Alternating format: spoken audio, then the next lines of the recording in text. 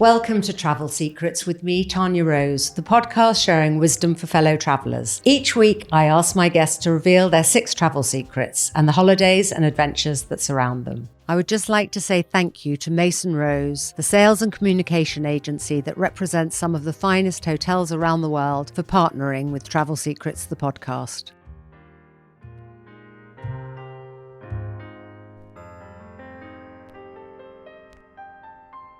Today, my guests are the dynamic duo, Martin and Shirlie Kemp. I am so delighted to meet you. Shirlie, you're famed for your backing singing and your dancing in Wham, as well as many, many other things. And Martin, well, Spandau Ballet, to name but one thing. Steve Owen in EastEnders, the biggest baddie who was on TV. And I love your podcast with Roman, FFS. I am not going to go into what the abbreviation stands for, but your podcast is brilliant. I spin a lot of plates. Well, I'm so delighted to have you both here today. And I loved your series that you did on Cambodia and Vietnam. And then the Basque, traveling around the Basque country. So I'm sure you've got loads and loads of travel tales. Welcome. Well, thank you. It's lovely to be here. It's a funny thing, you know, I think because we both grew up in bands, that you get to travel the world really early on. And I think we saw it at a really nice time when it was kind of like in the early 80s, there was a huge difference to places that you went to. Nowadays, like places, it's quite homogenized, you know, everywhere you go to any airport in the world and it always looks the same, but you're not sure where you are. But back in the 80s, everywhere was super different. If you went to Hong Kong, it looked like it was a kung fu movie. It looked like it was deep China. Or, you know, and you went to New York and it was so different. But nowadays, everything has got the same, everywhere's got the same shops and everyone's got the same places, and it's kind of become homogenized. Yeah, and actually you're so right. Before you travelled for both of your bands, did you grow up travelling? I mean, was that part of your background or not? No, I mean, my dad never even had a passport. He never left this country. So my first holiday, I think I was 11 years old, and my parents saved up for me to go on a cruise around the Greek islands with my best friend. So, that was incredible for me, like to go on an aeroplane. And what I remember more than anything was smells when you used to travel. And I never really liked the smell of Europe. I always used to think the smells was too strong. I was really affected by smells when I was younger. So was that because the loos didn't flush and there was a lot of drain smell? We all did that trip to Benidorm. Even the smell of spices that I hadn't smelled. But you know, it's different smells of cooking. Whereas now, as Martin says, everywhere you go, everything smells the same. And you're used to it probably as well, because if you have a curry here, when you go to India, you know that smell, whereas before you probably were like, what? I didn't smell all these spices. So that was the first travel for me was smell. And your parents didn't travel? Didn't travel at all. In fact, I ended up taking my mum, you know, when we toured with Wham. George and Andrew would always say, bring your mum with you, and seeing it through her eyes was really lovely, because I'd got so blasé about travel, but to, you know, have limousines pick her up. And so that part was such a gift to my mum. I think it was also, our parents couldn't afford to travel, you know, but my holidays were always getting the back of my dad's full Popular, and it would take 2 days from London to Southend and stopping a lay-by overnight, you know, and that was it. And the first time we ever went away was when abroad was on a Freddie Laker jet to Benidorm, you know, because it became, all of a sudden, it became affordable. And, you know, my parents never had any money. So for them, that was a huge trip. And for me as well, you know, going abroad on an aeroplane, it just seemed like a different world.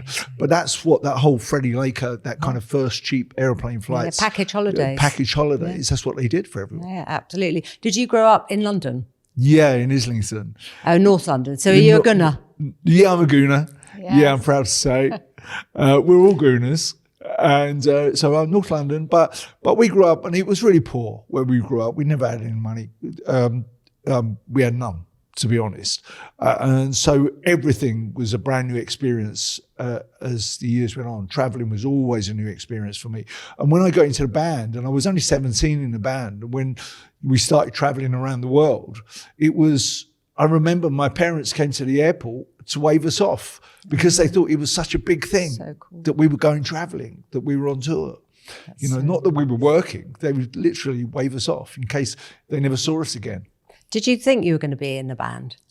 Yeah, kind of. Yeah, I spent years when I was at school daydreaming that I was going to be Elvis Presley, that I was going to be Keith Richards, that I was going to be in a rock band.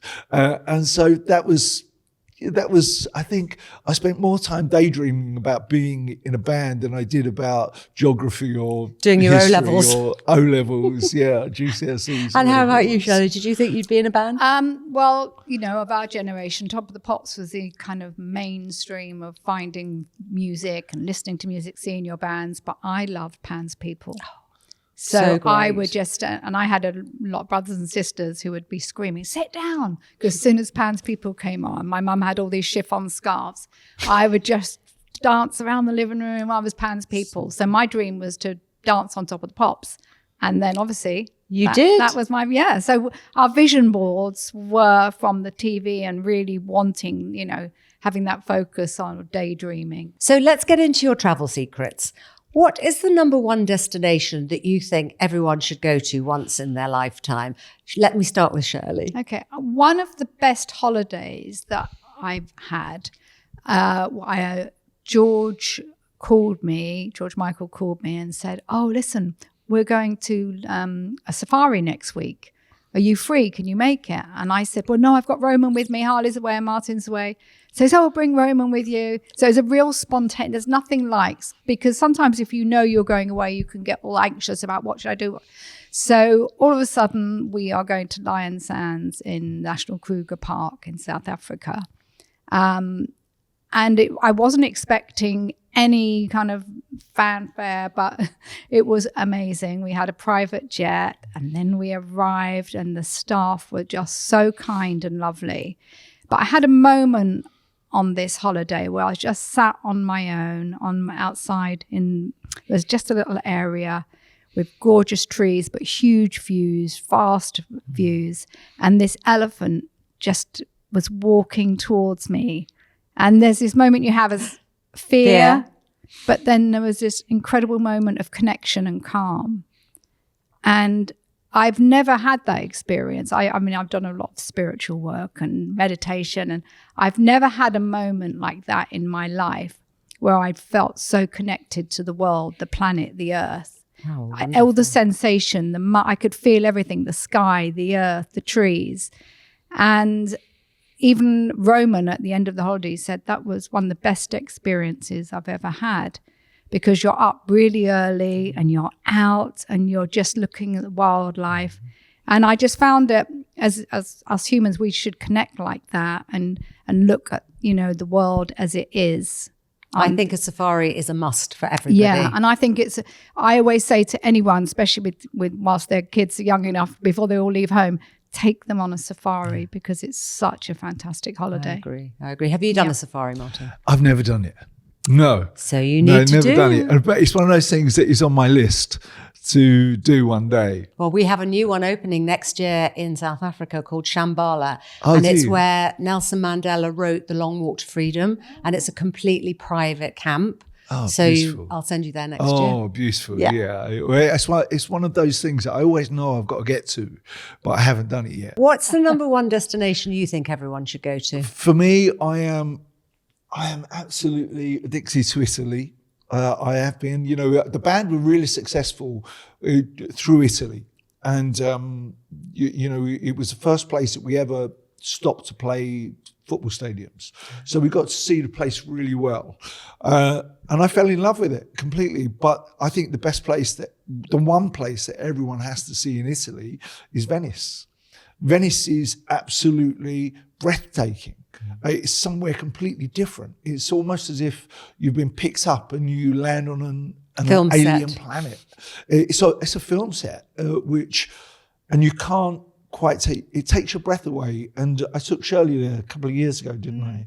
And I said, this is the one place you have to see. Italy has the thing about the food as well. And the food there is beyond. I could sit there and eat all day. So it has the two things together, which is brilliant. You love Rome as well, don't you? I love Rome. Rome is, I think if I needed to live anywhere in Europe, I would choose Rome. Rome is like a living museum. That every corner you turn, there's something incredible to look at. Every space you're in, it's somewhere that something incredible happened.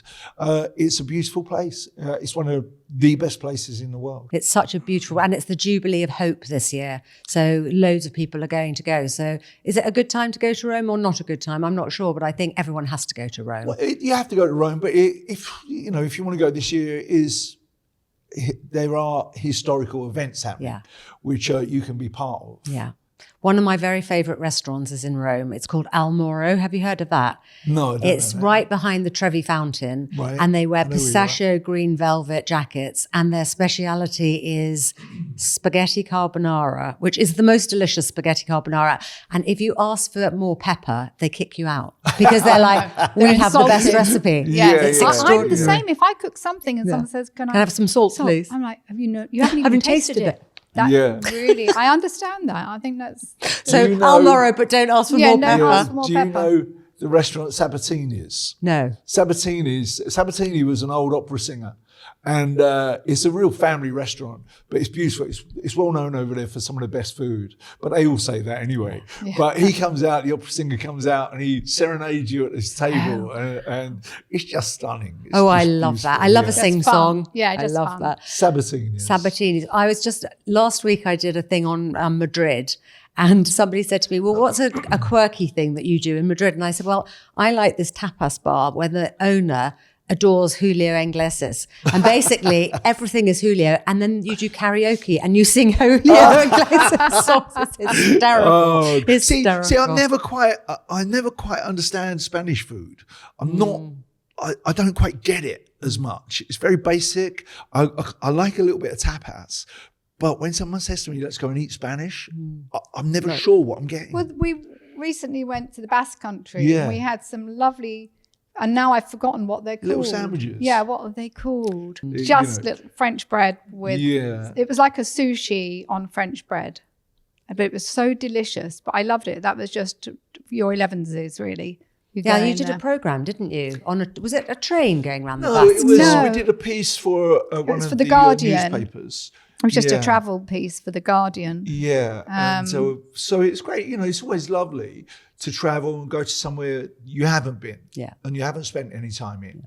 And I find that the older I get, the more I want to do that, especially like somewhere that gives you a little taste of being in town and a little taste of something different, like being on the beach.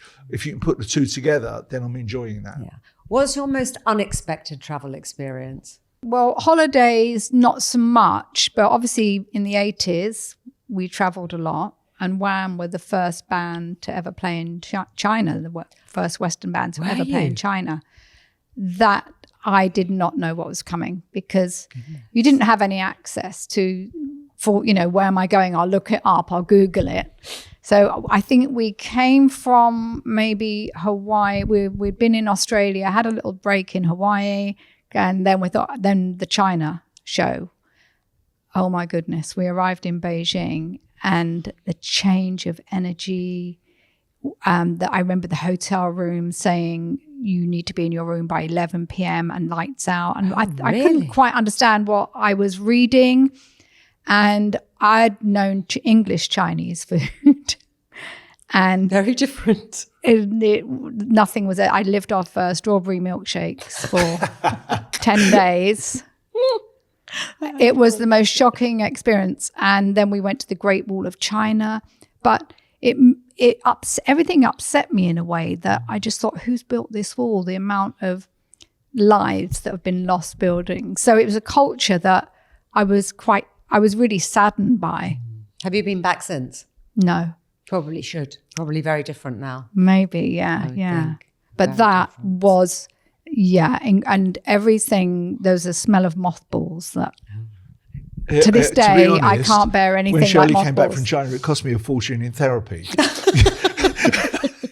It's the truth. When I got back, we were so spoiled in the 80s for travel. Got back from China, I was really like, something else happened on that trip that was quite traumatic. And I got back and I was like, Martin, take me to Florida. I need to go somewhere brand spanking new. So it wasn't just the therapy, it was the trip to Florida. It was. Well. It was all I need to go up. to, I just needed in my head to go to Florida, brand spanking new. We went to a tennis camp. And ate burgers. Yeah. So I was like, that's better. Yeah, I just had to readjust everything. Recalibrate. Yeah, I did. Yeah. What about you, Martin? What's an unexpected travel experience you've had? Unexpected. I'm going to go when I was making a film in Rio and in Brazil. And I was there for about 4 weeks, but I was working up in the favela. So the favela at that point in Brazil, in Rio, there was about 250,000 people up there, completely lawless. So there was no police were allowed up there. I saw some of the worst things that I've ever seen in my life happening up there. Kids carrying guns and drugs openly being taken up in the favela while I was there.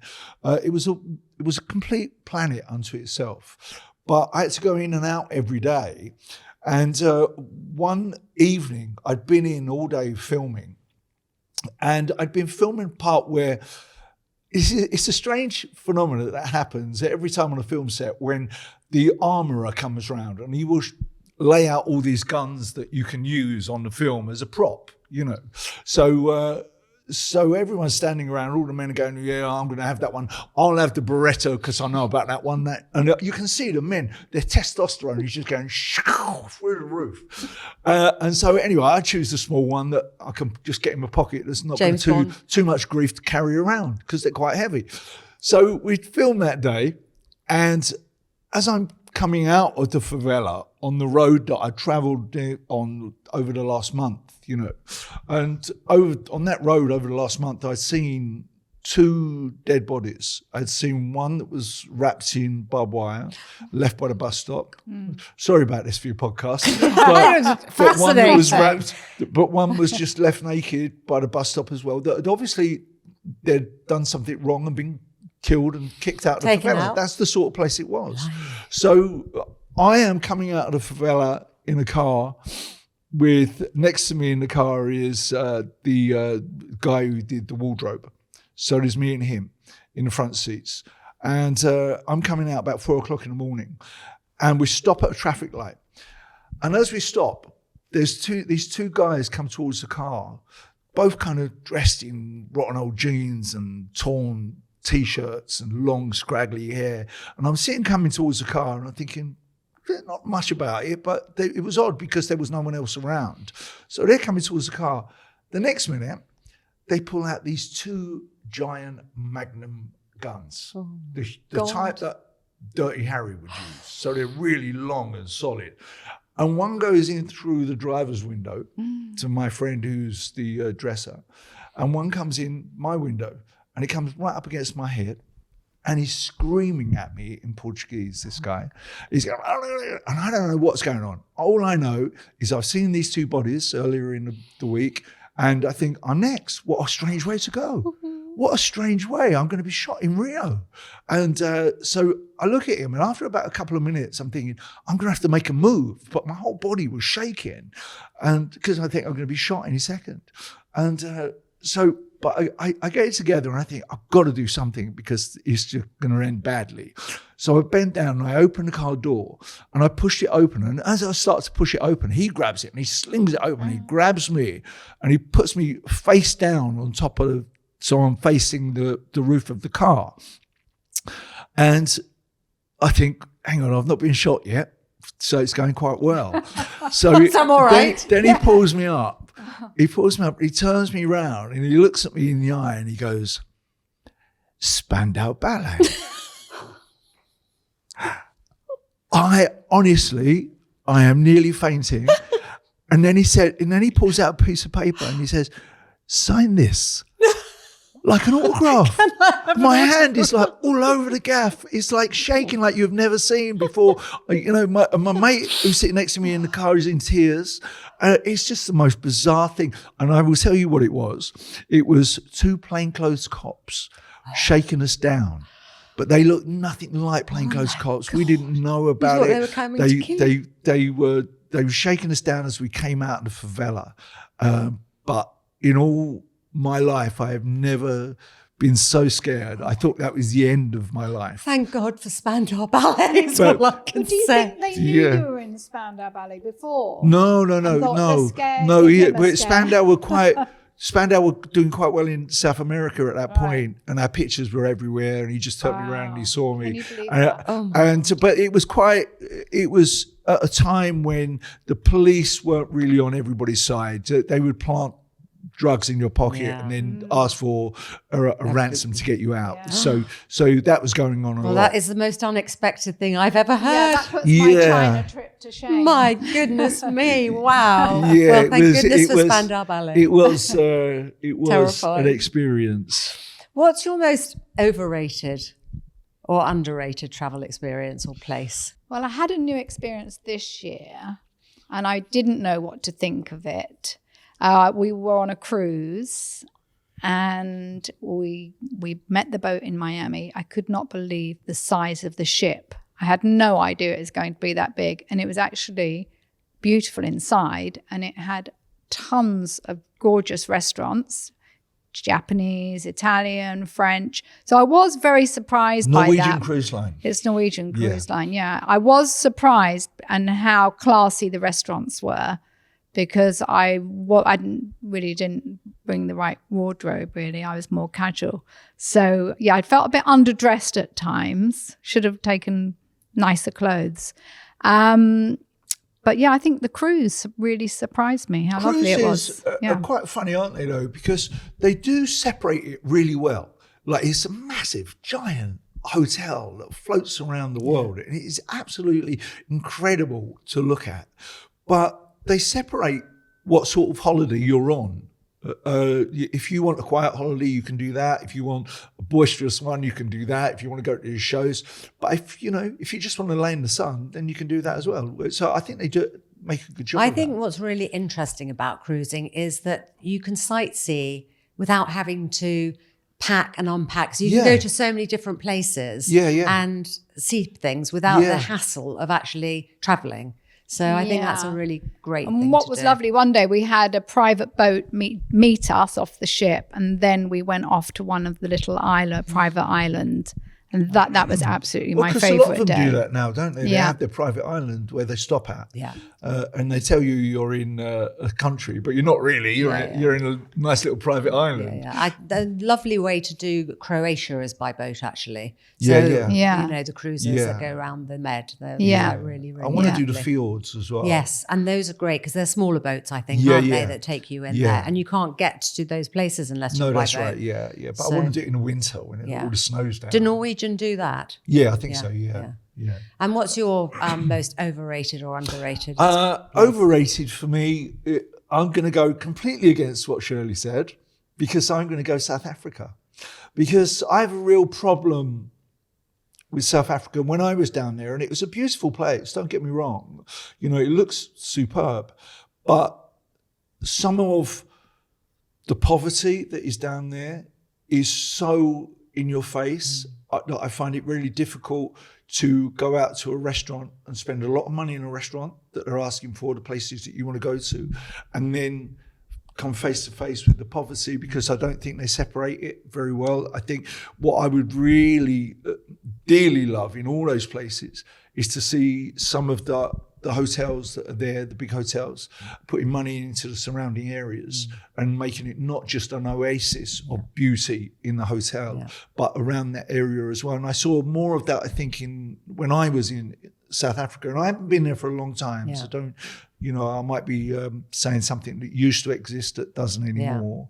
But I would love to see the big hotels put more money into the surrounding areas. And actually, Dow Stain, who was the owner, who sadly passed away, of the Saxon Hotel, which we look after in Joburg, does a lot with the township, which is near there. So they actually do put money into that, and also try and train people to come into hospitality. I think probably it's changed. It's changed a lot since I was there. Yeah. When I went to South Africa, I loved it because I like the wine.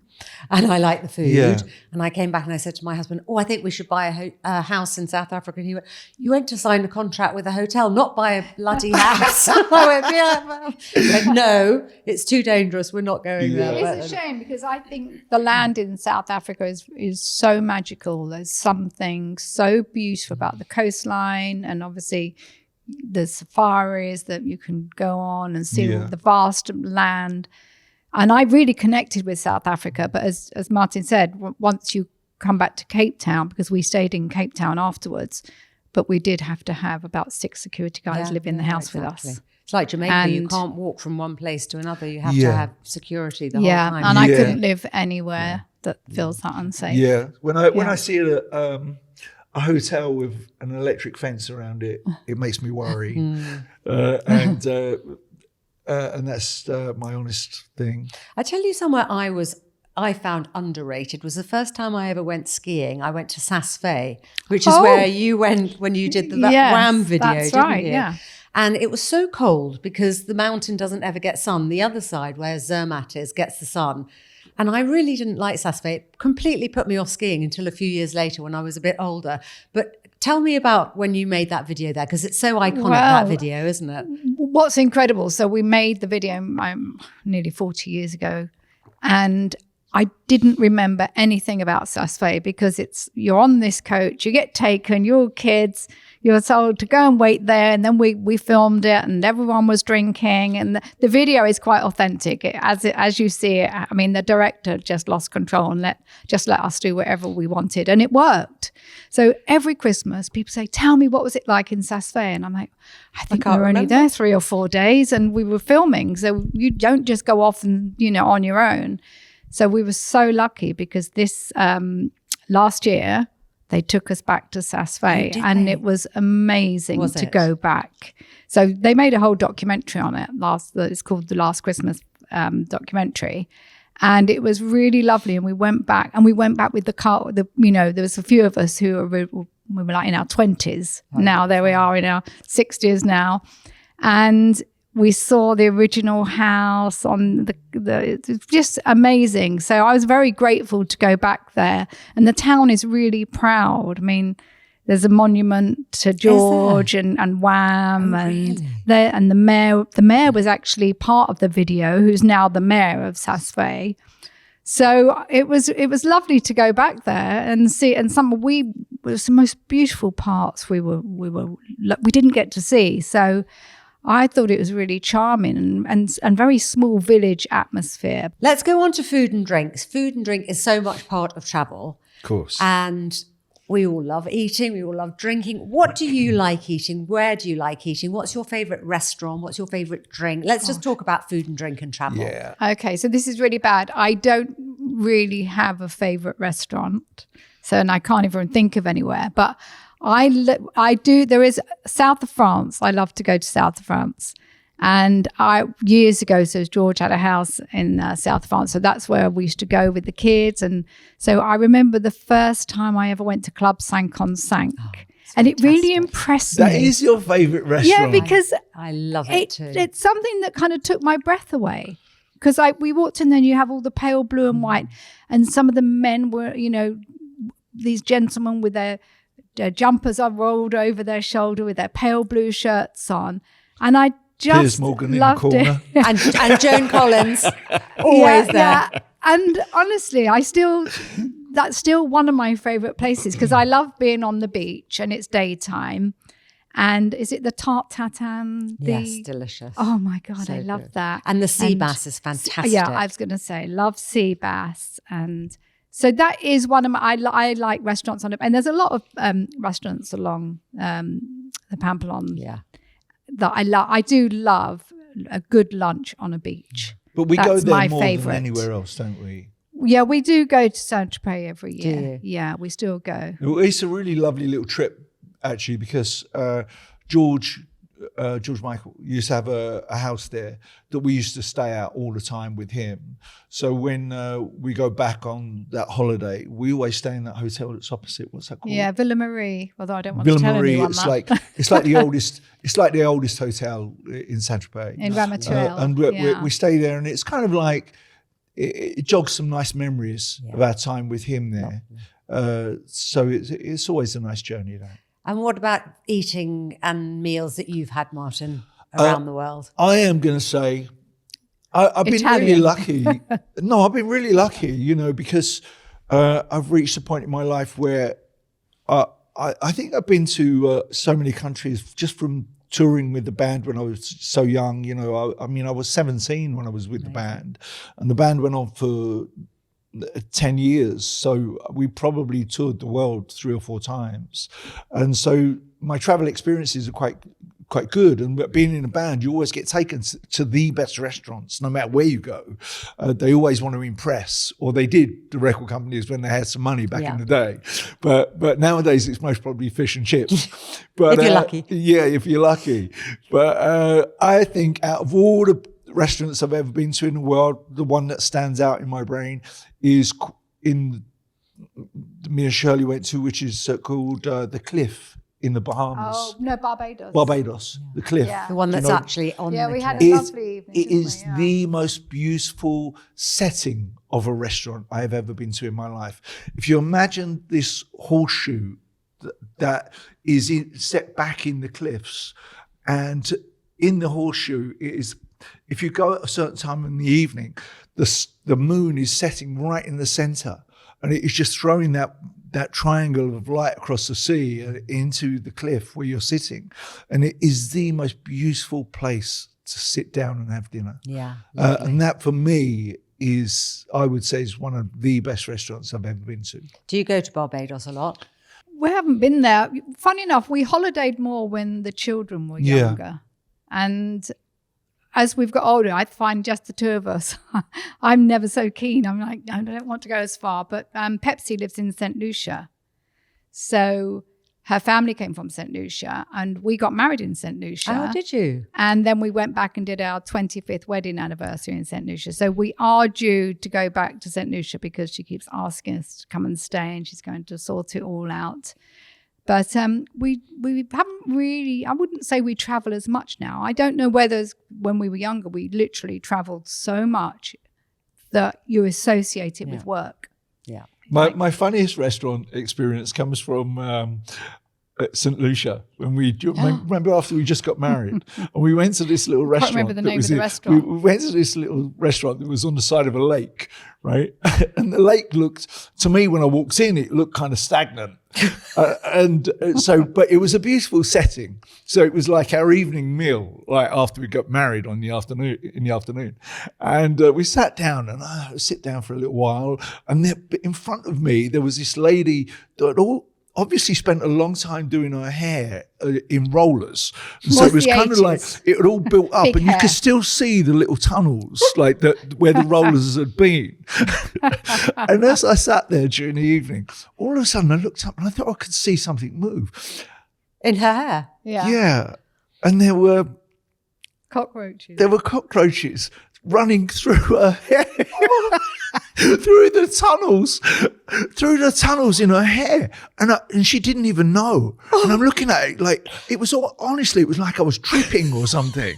And then I looked down at the floor, and there was this carpet of cockroaches, and the whole of the floor started to move and jiggle around. Do you remember? But it just and we had to suddenly leave. was invaded, and I just everyone's just shot up out of their chairs screaming. It was like chaos. It was a brilliant the comedy invasion sketch. of the cockroaches. That is horrendous for that poor lady, and for you for your honeymoon first night dinner. Yeah. The first night dinner, yeah. Well, you'll never forget it, will you? No, But Pepsi tells me there's no absolutely. cockroaches now. So. But we walked into the restaurant and there was nothing there. But it was So a bit. did they come from it the was a ceiling or build-up something? in about complete 30 invasion. minutes. Yeah. Well, don't go back to that restaurant, or maybe No. go back to the restaurant and No. just check that it's Yeah. better We have now. been back since, and it's a beautiful place. Hysterical. But it was a funny experience. experience. That's hysterical. Yeah. What's your best insider travel tip? You know what? I used to organize all the travel. I'd do it all myself.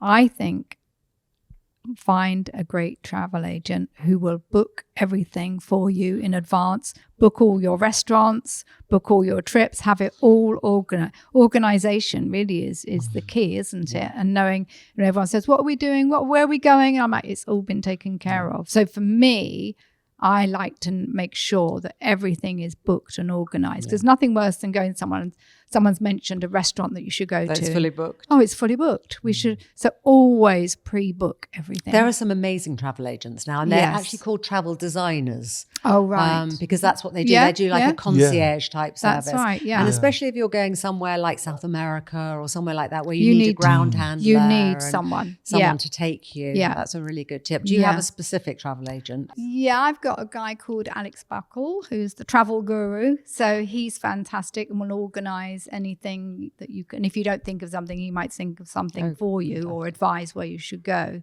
Brilliant. So And do you have a top travel tip? Yeah, always take your noise cancelling headphones with you. So because they are absolutely brilliant on any aeroplane, so that you can get some rest in. Because I always find, it's all quiet on the aeroplane, but apart from that hum, especially on a long trip, and noise cancelling headphones gets rid of all that hum, and it's absolutely. They are I have to live by those. My tour manager is sitting right next to me. So Shirlie has become the tour manager from heaven. She does. Shirlie is brilliant at it. And if we ever go away, Shirlie organises everything. I have to hold my hands up and say, I don't do that, do I? No. I mean, because you like to do it. Or do you not? She's going to say she loves it. No, I love to do it. If I did it, if I took it off her hands, I would not give it to you to organise. No. So Shirlie has become my tour manager. But I am the world's worst packer. I really need to learn how to pack. I get really flustered about packing and take the wrong. You have a solution. You just take everything. No, because I think. You know what? He thinks I take everything. I think secretly, I love shopping when I go away and buy. I always love to buy something. I mean, I've gone and bought a whole dinner set when we were in Saint-Tropez once and trying to get it on the aeroplane. I love buying things when I travel and take for the home or and say, that's the memory. Because it does give you, I mean, in the old days, you'd get a spoon from a country or a mug. Now you or have a whole stick of dinner rock. set. Yeah, now you just have a whole dinner set. I've actually got all the plates from Cinq. You know, the ones with the shells on that I did buy in that shop. And my husband was the same. He was like, oh, for God's sake, how are we going to get those back home? Do you know what? We bought the little espresso cups. Yeah. So we've got the little espresso cups. But I'm glad. There you go. No, I do the same. But I am the world's worst packer. I travel all over the world. And I hate taking hand luggage because I just can't do it. Yeah. And Richard E. Grant was on this podcast a few weeks ago, and I'm going with him to Istanbul. And he said he's going to come round to my house and teach me how to pack hand luggage only. Are you videoing? Yes. Because I would. Or you come over too, and you can get a packing lesson about packing. I mean, I know to roll everything up, but and I still that. can't. Well, it's a coordination. Because I look and I think, well, I need about 12 pairs of shoes. Then I have to whittle it down. I learned something really important when you cruise. Well, when you go cruising, right? Not when you cruise, but on a cruise. When you go on a cruise, is what I noticed was everybody's pack's really small, right? They try and pack into like a rucksack or something like that. And when we got on, do you remember, we were saying, well, where's everybody's luggage? What's everybody doing? And a lot of people downsize when they cruise because really, what do you need? Yeah, but you said everyone was very glamorous. So how did they get their glamorous Well, they can take a few good glamorous things, but they also take a lot of shorts and stuff like that. So you don't need that much, really. Yeah, I'm very bad. Just if you're going for a week, just take a couple of nice dresses. Well, Shirlie, you're coming over to mine to see our packing lesson. Yes. And then we'll be able to do it next time. I did try a few weeks ago and it was a disaster. I started with one bag. I came home with 5 and I dropped it all over the place. And somebody videoed it. It was very similar. But I fear I might get chilly. What if I get chilly in the evenings? Because you never know that evenings in some places can really change. So then I'm also taking pashminas. To stay warm. Oh, that's hilarious. Let's go on to your most poignant travel experience? What's your most poignant travel trip or experience? I think it's when Shirlie and I got married in Saint Lucia. Is the moment out of all the times that I've ever traveled in my life, whether it be with a band or all those kind of extravagant holidays that we've ever been on in the past. I think it's when we got married. And there was a moment, Shirlie and I got married on a cliff top overlooking the Caribbean, and there was only myself and Shirlie and a witness and a lady who claimed that she had married us. So I'm really not sure if we are married, but there was just us, and it was beautiful. And it was on a cliff top, and I remember clearly standing there waiting for Shirlie, and with a pair of sunglasses on, dressed like I thought I dressed like James Bond, but I don't. I've seen the pictures since, and I don't think I was. Roger Moore. And standing on a cliff top, looking out over the Caribbean, and I looked round, and there was this old white pickup truck with Shirlie sitting in the back, and she jumped out, and she had kind of like a white mini dress on that was kind of wedding dressy, but a white mini dress on and a pair of white shoes, and you come wobbling up towards the top of the cliff top where I was waiting. And I think that moment for me is probably the most poignant of any travel moment. That's lovely. How nice. Yeah. Yeah, I think I'm going to have to agree, really, because, it's a beautiful, beautiful memory, because it wasn't as much, it wasn't work. And at that time in our lives, you were traveling to a lot of work. So it wasn't a long ceremony. It was more like, Martin, do you love Shirlie? Shirlie, do you love Martin? You're married. But it was the wedding I wanted. I had a big fear of weddings and all the attention and to wear a big dress. I think maybe because when you're in the band and you're in the limelight, that's enough. That really fed my soul. So I did not need to be the star of the show. And I had a really big fear about getting married. And Pepsi had obviously talked about Saint Lucia, where her parents came from. So I had this vision, just Marty and I will be on our own. I upset a lot of people. But how lovely. And how long have you been married now? 38 years. 30. And you're the couple that everyone always holds up as the celebrity couple. And haven't you written a book about it? Or yes. Done something? Yeah, we've Several. written several. Our book's called It's a Love Story, mainly because we did an album maybe 2017, 18. And one of the most asked questions, what's the secret to your relationship? And I thought, there isn't really a secret, but I could write a book on how what it takes to get there. So we wrote a book about our relationship. I'm going to buy that book. I'm going to hotfoot it and go and buy it. One of the things we haven't talked about was your trip that you did to Vietnam and Cambodia. Yeah. Oh my Tell goodness. us a little bit about that. Well, that was hard. So that was a TV show called The Road to Saigon. So you start off in Thailand, but you are given an old car, and I would say we were given an old banger. Well, it's a rally that happens. It's a rally that happens buy into. Every year you can do it. It's kind of like, let's say you reach a certain age, and you'd rather rather than going on a cruise where you just sit down and relax, you actually get to do something. So all these guys that own these incredible old classic cars, yeah. will take them on a rally through a certain country, and it's organised by this company. And it's a wonderful experience if you're into that. And so we were part of that, weren't we? We were part of that, but I thought we were going to have a huge, beautiful classic car, but we were given this tiny little old 1970s Mini that Martin's knees were up to the dash. Yeah. I couldn't even drive it. It was too small for me. So I was going to be the driver, and then you're given a tulip map, which is just black dots on a piece of paper to find where you're going to. So it was no sat nav. You can't Google it. And Martin was great at reading the map. I was good at driving.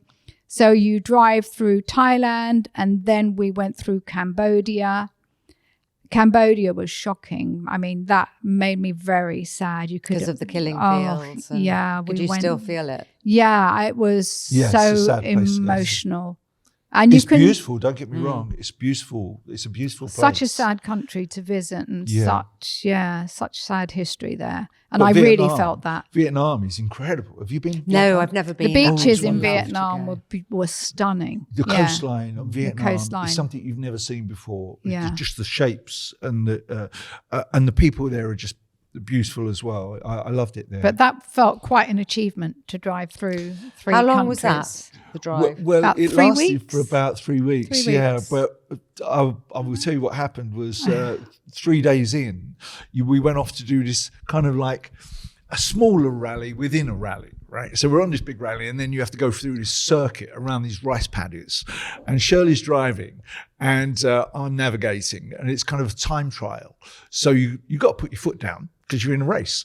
So we start off, Shirley puts her foot down. We're in this old Mini with a roll bar, and someone said to me before we left, if you crash, never hold on to the roll bar, right? That's the last thing you want to do because you can get trapped. So the first thing we do, Shirley puts her toe down, we go into the rice paddy, and the whole car turns on its head, and we are upside down in the rice paddy. And luckily there's no water in the rice paddy, but what do? Grab onto the roll bar. So my hand has been caught between the roof And the roll bar. and the roll bar in between. So we're upside down. Shirley has unbuckled herself and got out. I'm stuck inside this car that has just been filled with petrol. Oh my. And smashed Thinking- glass everywhere. Yeah, glass All is the gone, windscreen. the roof has come down, and I am hanging there, trapped Just upside down. screaming. Oh, it's In the middle of awful. nowhere so with my scary. hand stuck, and I'm looking at my hand which is on the floor by now, upside down, and I'm looking at it. It's going blue. I think I'm going to lose my fingers or something, but my hand's going blue.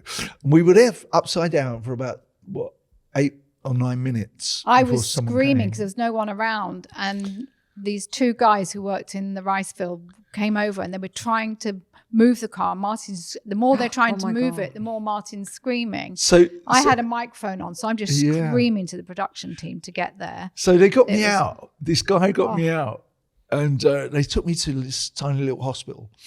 And we walk in, and this hospital really is a shack. And so I'm looking at it, and there's 2 beds in the hospital. One of them is covered in blood. and the man's saying to me, lay down. Okay, no. I was saying, I'm not going to lay down. Shirley, get me out of here. Yeah. And so we left. And it took me a few weeks before the nerves came back into my hand. That was quite a travel Yeah, experience. it was an experience. But Goodness. in my defense, the reason the car rolled was because Martin's knee knocked the tulip. There's this monitor, what would you call the I thing? don't know that- what excuse It's an you've engage. got, but- It's not an excuse. I waiting have to to find out. justify that I'm a great driver who actually ended up saving our lives. So he's going, go as fast as you can, but your map, when it works, will tell you there's a sharp bend. Martin's knee hit this clockometer thing. So then it went to 0. So you can't reference it got on you. the Yeah, tulip yeah. map. So you couldn't see that there was You a bend. could, yeah. So if he looked at the tulip map, it would have and read it to the clock thing. But it would have- really, So then, as I'm going so fast, there's this right bend with a huge tree in front of us, and I'm thinking, if do I I do? don't, we're Yeah. going to have to roll this car because I'm going too fast. That tree will kill us. Oh my God. And so I she had to. had a premonition that we were going to roll the car. the night before you Yeah, did. the night didn't before. Did you? Yeah. You and your witchy vision. Yeah. board. Yes, My yes. goodness. I had a strong premonition. I actually cried Yeah, that she morning. didn't want to come out that day. That day I because was she in said, "Oh, something's tears gonna telling the happen." production crew, I'm really frightened. Crying, I yeah. don't Oh want to my do gosh. this. And they were Yeah. going, you're fine. And we had a scary time. That Roman wanted to go to the Bahamas, to is it the Atlantic Hotel? Oh, Atlantis. Atlantis. Atlantis. And we were yeah. like, all oh, kids no. want to go Yeah. there. We did not want to go there. And he's going, please, can we go? You can go on a slide and With go the through the sharks. sharks. He was obsessed. Is that And I- Bahamas? Yes. No, yeah. in In the the Bahamas. Bahamas. And yeah. I wanted to go to Thailand. I wanted to go on a very spiritual journey and have a holiday, in that tone. But so Roman got his way. And that was the year the tsunami happened in Thailand. Really? I was never been so grateful to listen to your children. Listen to your children. Yeah. Even if you had to go down the slides. I went with down the sharks. slide. It was horrendous. He's going, come on, Mum, come again. I was like, I've done it. Thanks. But it's he so true. still gets his way even today. Yeah. That's the Well, trouble. now you have to listen to him. Yeah. He says, we I do. had the premonition, Mum. You Yeah, have he to does. listen to me." He still says it. He says, imagine you Yeah. really We wanted to go wouldn't to have been Thailand here. that year. Oh my goodness. You did Celebrity Jungle, didn't you? No, Roman did Celebrity. Get Me Out of Here. Whatever it's called, Jungle. What is it? And I went to Panama with Bear Grylls and did that. You know, the one where they just drop you island. off on the island and live on an island for a month. How was that? I absolutely loved it. Did you? Loved it. Sleeping under a tree, like palm trees on the beach, and I just thought So you it had was, to get your own food. It was Yeah, yeah. horrendous. Tell Well, how you- you got water, how Well, it's the only way you could drink the only way water. that you can do it when you're camping is you find a dirty old well, you know, a river with water in it, and you have to take it back and boil it. You were telling me the only way you could drink water is, but you had to put it through a pair of jeans. Oh yeah, you have to Filter filter it, yeah, through an old pair of jeans. But it's like you get a chance to really take yourself back to nature. You know, if you do something like that, where there was 10 of us and we were trying to live for a month, you know, trying to catch our own food, trying to clean our own water and make our own beds, and they really do drop you off Yeah, and it really then pick was you up in a month survival. later. He lost about 3 stone. I was going to say, Yeah. you must have He got very looked skinny. awful. I He never looked ate a awful. thing. I never ate a thing. And for when the first night, 3 the weeks. first day you came home, you would only sit in the garden. He just couldn't be inside. It was- You it was sat in a- the garden, like you just had to stay in the But garden. it was a beautiful experience. It really was. Did you sleep outside under the trees then? Yeah, sleeping outside under the trees. There's no telephone. You know that if something terrible happened, they surely could get in touch with me. Yeah. But you just didn't have that worry of, you know, because telephones, they bring you good news, but they also bring you bad news sometimes as nice well. to be off and, the grid. And it was just nice 3 weeks of being taken out of all of that and waking up every morning and being on a beach in some tropical island. I think I'd I don't know prefer how you that did to it. the jungle thing. When you have to eat Yeah. cockroaches and have rats and things. But I wouldn't Roman's survive. done that. I know. I mean, he came third in that show, and the things this was the fussiest little boy who you couldn't take to any restaurant if they put green next to his spaghetti, or everything had to be on separate plates. To see him sitting in that show eating anything and everything, Amazing. It's Yeah, And he we, came we to took him. Earth. We took him to France once when he was a little boy, and we ordered the food, and it was kind of like really fussy French food. Oh, We should yeah. never have been there. We should know. And they brought it up, and Rome was looking at it thinking, "I'm not going to eat that. I want a pizza." Right. So I said to her, I whispered in his ear, I said, "Just make out in 5 minutes. Make out you don't feel well, right? And we'll We leave." have to leave. So I'm looking at Ray, and he goes, "Right now." Next minute, he's rolling around on the floor, holding his stomach in the middle of this busy restaurant. He's going, I'm going to say, right, don't worry, it'll be all right. They've called an ambulance. I'm going, oh no, this has gone Far, berserk. far too far. Yeah. Gone far too far. Right, let's get him up, get him out of there. But he was, you know, he was always a fussy eater. Oh, used to well, he that. did well then coming third, didn't Yeah. he? Yeah. So before I let you go, I asked you to bring a photograph or some photographs or tell us about the photographs Yeah. and how they sum up travel to you. So there's one photo from the 80s, and it's Martin and I in Sydney, and we're on a boat. I think the Opera House is in the background, and it's so 80s. Martin's hair is out here. I've got my kind of big back-combed hair, and I think I'm feeding you something. But it was such a moment in our lives at that time where travel was so important, because I was in a band traveling one side of the world. Then I would have to get on another when I had time off and find Martin. So you really didn't care where you were. So it just reminds me of that time. It was like, oh, Australia. Okay, I'll meet you in Sydney. How wonderful. Wow, that's amazing. And we did, where did we go to? We spent some time in Sydney. but- The Great Barrier Reef. Hamilton I'll Island. I'll find that picture. So yeah. Hamilton And, Island. Yeah, we had an amazing trip with Steve Norman, who was in the band, and his then girlfriend Gail, who's still one of my best friends. And the 4 of us went off to Hamilton Island and we went to the Barrier Reef. Beautiful. Which I also actually think is another experience that everyone should have.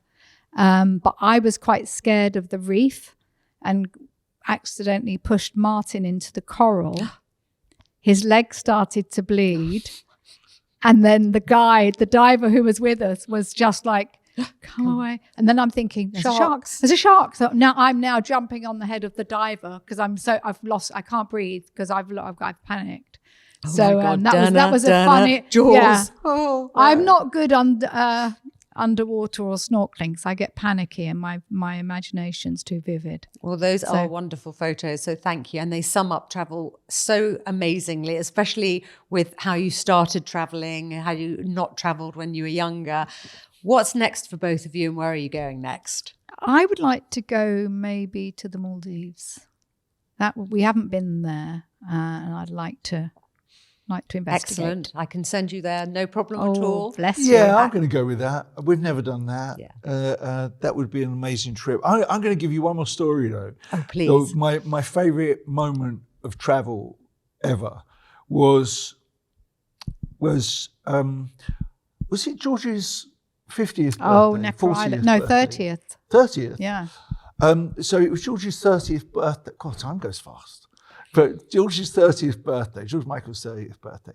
So he hires Necker Island, right? And a DC-10 to take all his friends there. So there's something like 15 of us, 16 of us who go to Necker Island.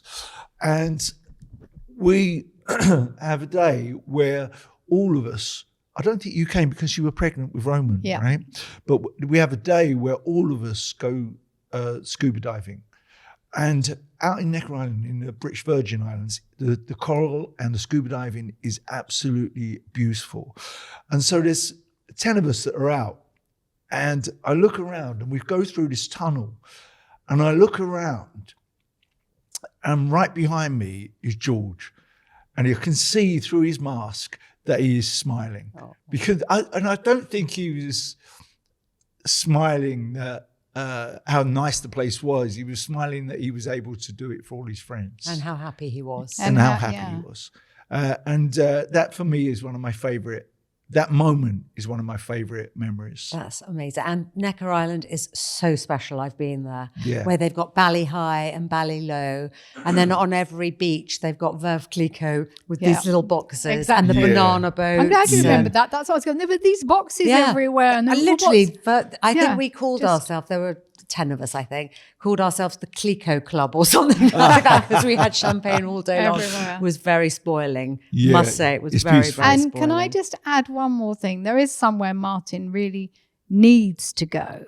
He needs to go to Egypt because he's fascinated by the pyramids, but we've been meaning to get to Egypt at some point as well. Well, we will definitely organise that. Yeah. The lady who used to be the MD of the Peninsula Hotel where we're sitting has now gone to be CEO of this best Egyptian hotel company. Right. Oh, wow. And they're building an amazing hotel at the bottom of the pyramids. Oh, my goodness. And the other thing that you need to do is the Nile cruise. I would love to do go the Nile to cruise. Luxor. That's the best one. I would love to try. Yeah, but what's the old hotel that all the old archaeologists used to stay in? Is it called the Mina Palace or something? Yes, the Palace. The Mina Palace or I something think it's something like that, but it's called the Palace, something the Palace. And I would love to have a go at that. Yeah. Well, but it's nice to have things that you still want to do, especially after, you get to a certain age, you think, I've done everything. But we're so lucky and we're so privileged to have gone to all these places. Absolutely. Yeah, very grateful. And what's next for you work-wise? Work-wise, I am in the middle of the longest tour I've done in my life, which is I go out and I DJ 80s every weekend. I've been doing it for the past 6 years. We do something like 130 shows a year, and every weekend I'm out and it's 80s, 70s, 80s music. People come and they sing along, and it is the most joyous thing I've ever done in my life. So I'm enjoying myself doing that. I've got a book coming out, another piece of fiction coming out in a couple of weeks' time. Busy. Yeah. Yeah, he's Both always of you. busy. It's all good. Both of you are so busy. It's been such a joy and delight. I've absolutely loved hearing your travel tales and meeting you both. Thank you so And you much. too. Oh, it's been a Thank pleasure. you. It's been Yes. lovely. So Thank fun. you. It's nice remembering it.